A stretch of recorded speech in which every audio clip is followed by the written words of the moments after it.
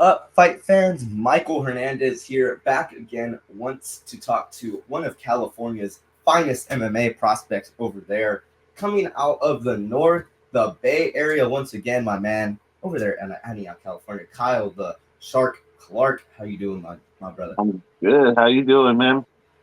Hey, man, it's been a while since we last got to speak, man. So let me just start with this one.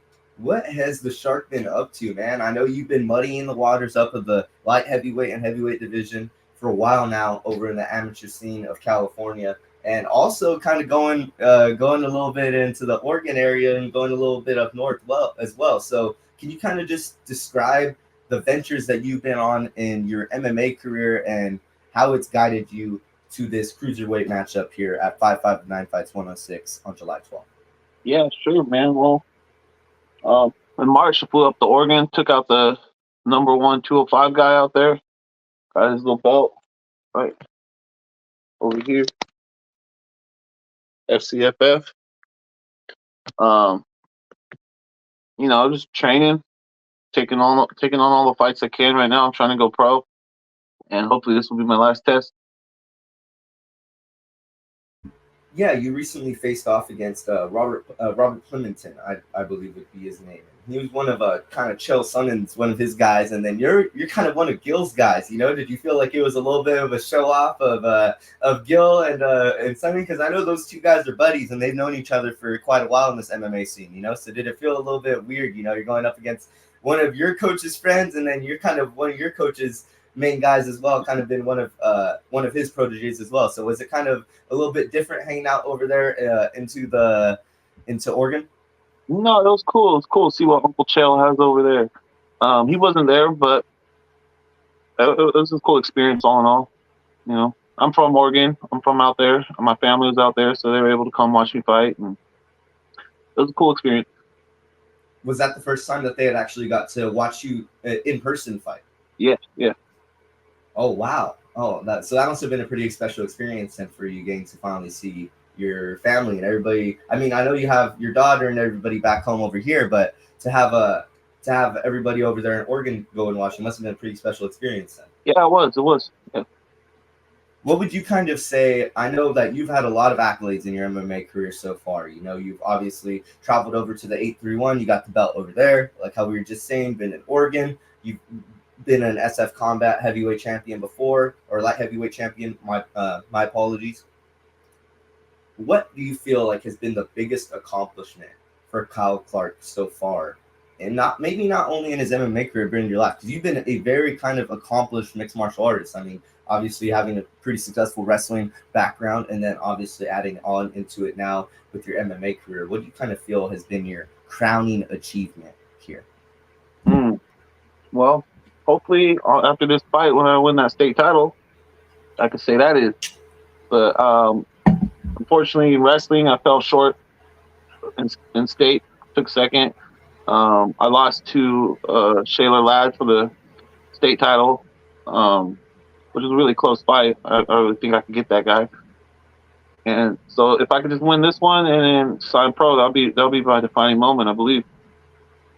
Yeah, and let's talk about that Shayla Ladd fight a little bit, because I feel like that was probably a mashup of the top states light heavyweights, if there ever was one at the time. Yeah, that's top nationals. That was an absolute amazing fight. I mean, in that first round, did you think you had that finish? I don't think anybody's kind of asked you about that. Did you think you were the one that was going to be ending off that fight? Because it seemed there in the first you were landing some heavy shots and just keeping the pressure. Yeah, like I said, it was a really close fight. I wasn't prepared like he was. He had way better cardio. If my cardio was a little better up, I think I would have won that. But that third round, I had no energy. I could barely stand up. Was there anything that kind of went into that, or was it just a matter of the circumstances? I know Shaler obviously gets training in a lot over there, a little bit higher elevation as well, but then on top of that, he also trains in, I believe he goes and fights in Nevada sometimes. The rounds are a little bit longer over there, about 5-minute rounds. So do you think that possibly could have helped to add to his cardio, or do you think it was just the fight was that exhausting that by that third round you were trudging a little bit? No, he definitely puts the work in, and every one of his fights are like that. It's a dog fight. He fights to the like he doesn't really finish. I'm sure he's got a few finishes, but he always out cardios everybody. But I mean, I prepared conditioning wise. I was conditioned well, but I didn't have a good weight cut.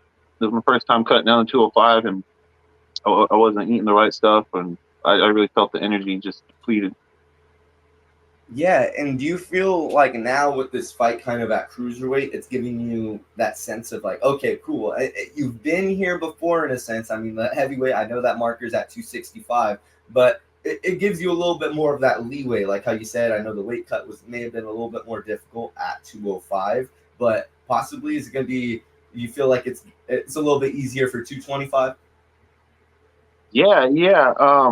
I'm not sure if it's 225 or 230, but I'm walking around about 235 right now, so it'll just be an easy cut.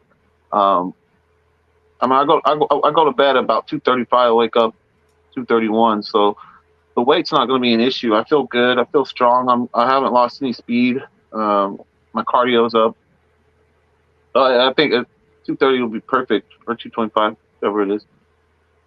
Yeah, and I mean, besides from getting into the cage, Kyle, let's just talk a little bit about the personal accolades that you kind of and the things that you have been running through. Because man, I think that deserves just as much attention and praise. Not only are you someone that's putting in the work inside the gym, but you're someone that's working a you're pretty hard labor job. I mean, you're a man that's going out with a hard hat every single day and kind of just going and putting into work. And for your daughter as well, can you kind of give a glimpse a little bit more into the life of somebody that's a father along with also being a fighter, because I know that that's something that not a lot of people look at. I know oftentimes, the women MMA fighters, they often get a lot of the like trying to balance the parents and ship as well. But I mean, you yourself, you've now, you've been kind of dealing with both sides of the trade. Can you kind of detail to us what that's been like and how exactly it's been adjusting to the new kind of sole father role?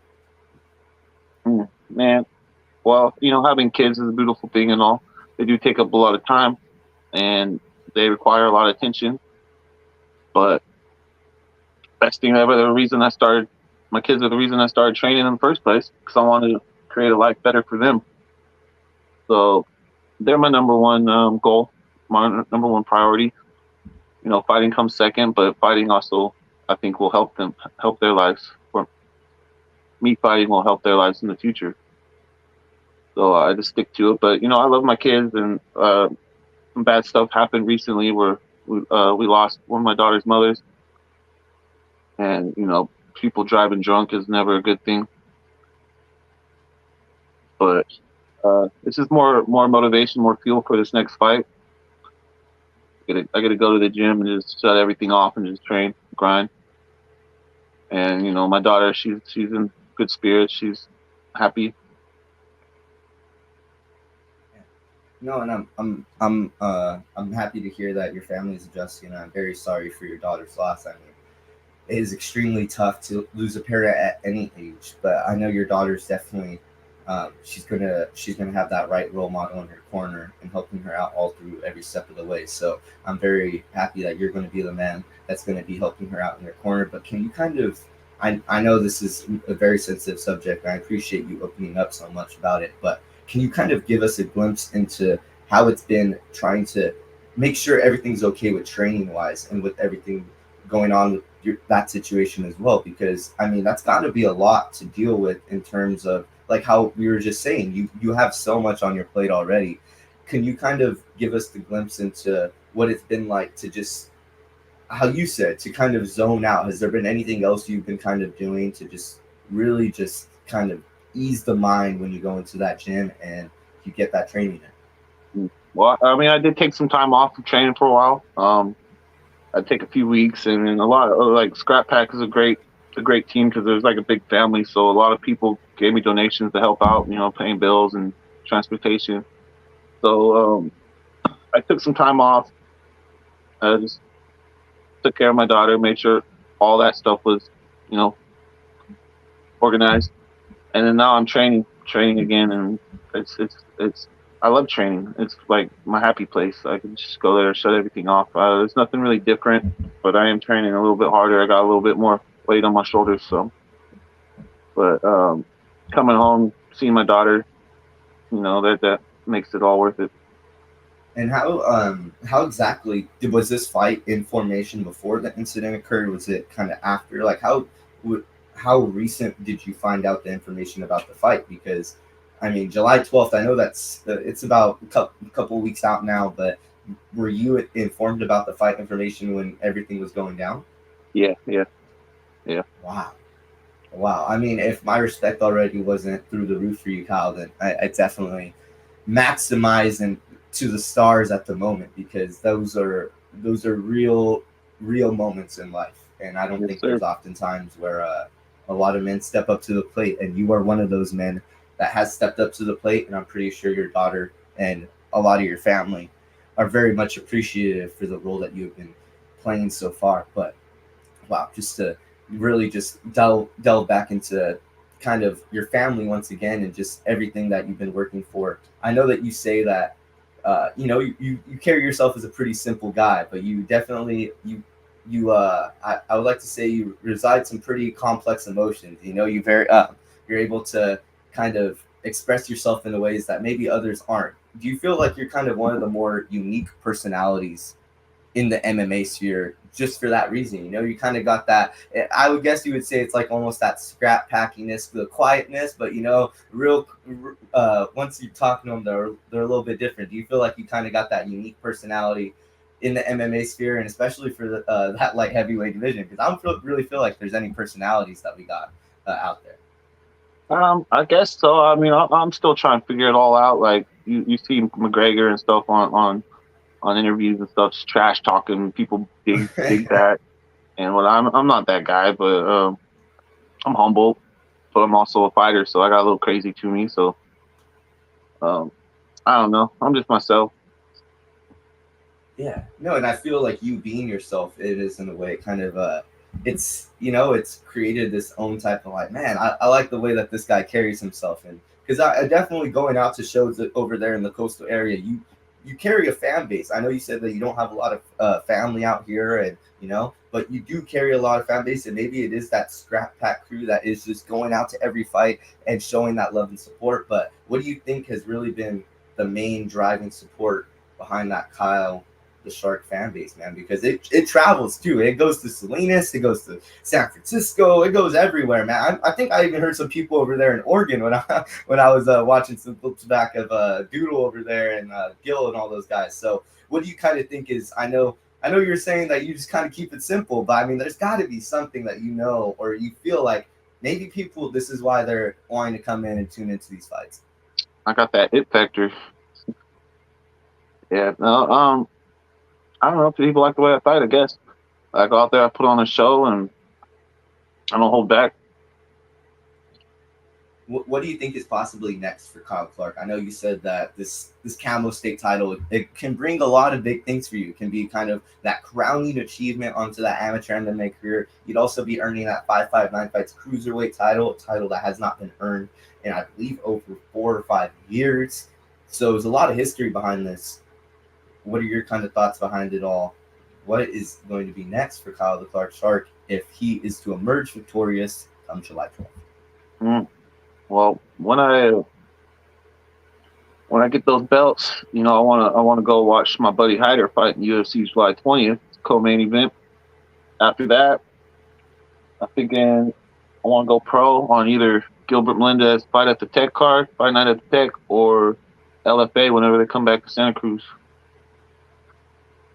So pro debut for either Fight Night at the Tech or LFA over there in Santa Cruz. You got your guy Hyder Emil though on July 20th. I just spoke to him about last week. What are you thinking about the matchup facing off against a very formidable opponent in the Road to Asia UFC champion in Chong Jong Lee? It's going to be a fun matchup, man. You said you're going to be there in person though. Try to, yeah. Hyder's a dog, man. He is a dog. I don't know how their fighting works in that little arena, but if you can come and watch them, but definitely want to be nearby. Yeah, 100%. Even if it's not over there inside of the Apex, I mean, to be over there in Vegas for a fight week and all in all, just to be over there in the area, experiencing the atmosphere. I don't think there's anything else like it. I've told other fans before, you just can't compare that fight energy that you get in Vegas to any other environment in the world. I think probably the only other place that could ever hit the mark, maybe New York, and I don't even think then. But Kyle, it's been an absolute pleasure to get to speak to you today. As I said, you have my respect and more for everything that you have been doing for not only your MMA career, but on the personal side of things as well. Is there anybody that you wanted to thank in this kind of last segment here, and anybody in particular that you wanted? I know you said you have your Scrap Pack teammates helping you out, but I know you also have a lot of sponsors, a lot of people that show you love. So anybody that you wanted to thank before Yeah, of July course, 12th? man. I want to thank Gilbert Melendez, Scrap Pack team, and coaching staff. Without them, none of this would be possible. And also, I'd like to shout out one of my sponsors, Archimedes Banya. It's a perfect place for recovering after training. They have spas, saunas, steam rooms, cold plunge, massages, a restaurant, even cold brew. Anyone that has a chance and want to recover, check it out. Archimedes Banya. Man, I may have to go hit that up. They got everything. They got cold plunge, cold brew. I may have to go grab myself a little coffee and get a little ice bath in or something with the shark over there, man. I know you swim in those cold waters, but I'm gonna have to get myself into those. But it's been an absolute pleasure to get to speak to you today, Kyle. I really appreciate your time as always. It's always a pleasure to get to speak to you. I cannot wait until we get to watch it all culminate. July 12th, the Visalia Convention Center, 559 Fights 106. Kyle the Shark Clark will be taking on Kyle Mask. That is an absolute crazy matchup, by the way. Kyle Clark, Kyle Mask. I just thought that was kind of funny, but it's going to be an absolute amazing matchup. I cannot wait. Thank you so much for your time today, Kyle. Michael Hernandez here of MLH Media, and we are going to be signing out over here, Visalia, California. We got my guy Kyle over there in Antioch, California, and we are going to be out. All right. Man.